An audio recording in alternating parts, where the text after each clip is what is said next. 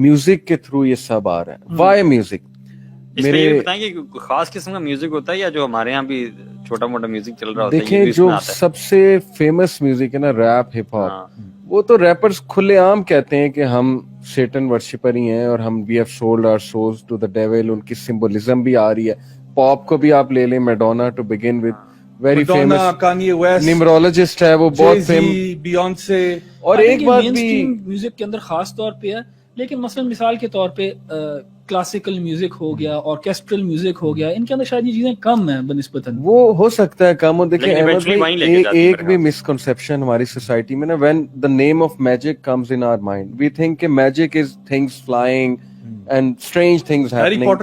That is not just magic. Magic numerology भी है। numerology एक branch of magic है, fortune telling एक branch of magic है, और फिर ये जो ये लोग symbolism एक branch of magic है, और mind control एक branch of magic है। ये मेरे पास जो है वो एक हेनरिच विल्हेम, जर्मन एक साइकोलॉजिस्ट था, उसने रिसर्च की बाइनॉरल बीट्स, जो कि इस वक्त बहुत बड़ी एक रिसर्च है कि कुछ खास फ्रीक्वेंसी की बीट्स होती हैं म्यूजिक में जिससे आप अगले का माइंड कंट्रोल जो है वो कर सकते हैं। और दूसरा ये एनेट शर्मर, इसकी 2012 की पूरी रिसर्च है, साइकोलॉजिस्ट है ये भी, और इसने भी साबित किया कि म्यूजिक जितना हमारी परसेप्शन को चेंज करता है उतना कोई और चीज, कोई और ड्रग नहीं करती है। इतना ये खतरनाक है और इतना ये हार्मफुल है। और उसने कहा कि डिलेमा ये है कि पीपल डोंट इवन नो कि इसका इतना वो इफेक्ट है। अब इसको पॉजिटिव भी कुछ लोग लेते हैं कि नहीं, फिर पॉजिटिव भी तो कर सकते हैं, लेकिन माय क्वेश्चन इज कि जो करंट म्यूजिक है उसमें पॉजिटिव चीज कितनी है? And why are you allowing someone to control your mind anyway? That's the question ना। आप क्यों किसी को कंट्रोल दे रहे हो कि वो through beats and music and frequencies आपके माइंड पे कंट्रोल कर सकते? ये तो मैं समझता हूँ बहुत ज्यादा कॉमन है। किसी भी किस्म का म्यूजिक है और कोई मतलब you don't have to be an expert to feel these things और एक्सपीरियंस दीस थिंग्स। कोई कॉमन बंदा भी है, जब भी आप म्यूजिक सुनते हैं, what do you experience? You experience कि आप किसी और फैंटेसी वर्ल्ड में हो। ठीक है, बड़ी बेसिक सी बात है ब्रो कि हमारा लिम्बिक सिस्टम जो इमोशंस को कंट्रोल करता है, उसको देखा गया है एमआरआई स्कैन से कि लिम्बिक सिस्टम कितना एक्टिव होता है जब बंदा म्यूजिक जो है वो सुन रहा होता है। इससे क्या साबित होता है कि प्योर ये इमोशंस को जो है वो कंट्रोल करता है म्यूजिक, और आपको पता नहीं कहाँ से कहाँ। मैं ये क्वेश्चन यहाँ पे ले रहा हूँ, डॉक्टर ज़ैनब ज़हीर हैं, वो कह रही है कि youth club doing a great job, I live here in Germany and working as a doctor and I agree with all your points. People have a lot of mental issues here because there is no religious belief anymore. Society is destructed and there are a lot of people called punk who wear black clothes, harm themselves, etc. and adore destruction. May Allah subhanahu wa ta'ala protect our ummah. और ये आपको पता है, ये goth पंक, मुझे भी याद है बचपन में ना, अल्लाह माफ करे, मेरा कमरा जो था ना उसको लोग कहते थे ये भूत बंगला है, because I had pictures of all of this, the kind of music I used to listen to. उसमें यही आयरन मेडन और ये जितने भी आपके हैवी मेटल बैंड्स हैं, उनके जितने भी पोस्टर्स थे वो सारा कुछ ऐसा ही था.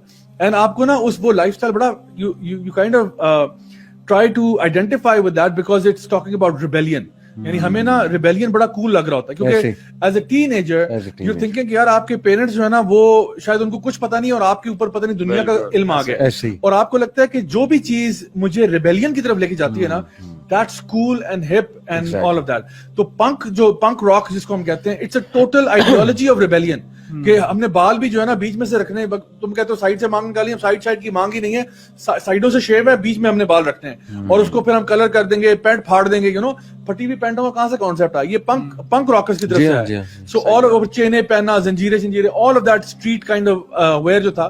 और फिर आहिस्ता आहिस्ता आप देखते हो गॉथ कल्चर कहां से क्रिएट हुआ, ईमोस कैसे क्रिएट हुआ, you know, always being in a state of depression, anxiety, and you have all of the. मतलब अभी तो यानी मुझे काफी अरसा हो गया म्यूजिक को छोड़े हुए, but there was a time in my life कि मैं बंदे की शक्ल देख के पहचान देता था कि ये किस किस्म की म्यूजिक सुनता होगा, बिकॉज जो किस्म की म्यूजिक आप सुनते हो ना, आपकी पर्सनैलिटी पे वो झलक रहा होता है. हिप हॉप और रैप जो है मटेरियलिज्म को प्रमोट करना, गोल्डन चेनें पहनना, उस तरह बिल्कुल वो you know wearing your pants you know down to your hips आपने पहना हुआ है, और बैगी शर्ट्स पहनी हुई है. अगर आप एक रॉकर टाइप हो तो आपने फिटेड ब्लैक जीन्स पहनी होगी, ब्लैक लेदर जैकेट होगा, चेन्स होगी, वो कोई नकल डस्टर टाइप पहना होगा, something like that, you no.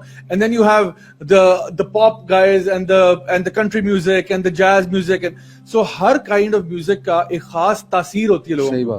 I mean, if you're feeling happy, there can be music that can intensify your happiness. यानी उसको वो जो है ना एग्जैजरेट कर देगी, हाइपरबलाइज कर देगी। अगर आप सैड फील कर रहे हो, आप उदास गजलें सुनना शुरू करते हो, आप मजीद डिप्रेस हो जाते हो, एंड यू एंजॉय दैट मजीद डिप्रेशन। आप अपनी सेल्फ पिटी में वॉलो कर रहे हो। सही बात। And then if you have anger and rebellion, then this heavy metal music is going to fit right in, because it's going to talk about going against everything else. You know, जिस तरह अभी बताया था अहमद भाई ने, going against religion, going against your parents, going against society, वगैरह वगैरह। वो एक लिहाज से वो साउंड भी ना कॉम्प्लीमेंट कर रही होती है मैसेज को। तो हैवी मेटल है तो उसकी एक साउंड भी एक किस्म की एंग्री रेज वाली है। Angry rage. अब एक और जानरा है मेटल के अंदर ही जिसको ये कहते हैं डूम मेटल। डेथ मेटल भी है। डेथ मेटल के बाद डूम मेटल के अंदर टेम्पोस को बहुत ज्यादा स्लो डाउन कर दिया गया। वही डिस्टॉर्टेड गिटार है, वही ड्रम का स्नेयर साउंड, सब कुछ वही है, लेकिन उन्होंने टेम्पो बहुत स्लो कर दिया। और उनका एक एक गाना जो है ना वो 26 मिनट का, 30 मिनट का होता है, और बहुत स्लो टेम्पो है। और वो टेम्पो बहुत देर तक मेंटेन करता रहता है, 3-4 मिनट, फिर थोड़ी देर बाद वो थोड़ा सा चेंज होता है। उससे जो है ना वो डिप्रेशन और वो as if you are falling into a bottomless pit, उस तरह की फीलिंग आती है। तो ये सारी जो ये फीलिंग्स है ना, इनको म्यूजिक कॉम्प्लीमेंट कर रहा होता है। देखिए हम भी जब कोई इश्तिहार देखते हैं जिसका साथ कोई म्यूजिक होता है, वो एक पावर देता है मैसेज को। तो music as a medium use किया जाता है टू इन्फ्लुएंस, टू चेंज। अब उसके अंदर आप मैसेज किस किस्म का डालते हो हमारे सामने ही। अच्छा, मैं आपको एक स्ट्रेट अवे बात बताता हूँ। आप मुझे याद है जब मैं इस इंडस्ट्री के साथ अटैच था बहुत ज्यादा, तो ऑटोमेटिक, और आई थिंक जिस किसी ने भी जिंदगी में म्यूजिक सुना है वो इससे एग्री कर सकता है कि अगर आप किसी high tempo kind of music सुन रहे हैं ना, and if you driving a vehicle, automatically आपकी स्पीड तेज हो जाती है। यस और नो? होता है ना? आप अगर हेवी मेटल और फास्ट पेस म्यूजिक सुन रहे हैं ना, ऑटोमेटिकली आपकी गाड़ी की स्पीड तेज हो जाएगी। हालांकि यू डिड नॉट इंटेंड कि मैंने आज तेज गाड़ी चलानी है, लेकिन ऑटोमेटिकली उसका असर हो रहा है और उसका एक्शन पे डायरेक्ट इम्पैक्ट हो रहा है। आप जिम में जो है ना कवाली नहीं सुनेंगे जिम में। बिल्कुल, आप उदास की गजलें नहीं शुरू कर देंगे जिम के अंदर, आपका सारा टेम्पो टूट जाना। इसीलिए कहते हैं जी कोई फास्ट सा म्यूजिक लगाओ, अलग से कैटेगरी अलग बन गई है। दीन की बात फैलाना सदक़े जारिया है। सवाब की नीयत से वीडियो को शेयर जरूर कीजिए। जज़ाकल्लाह।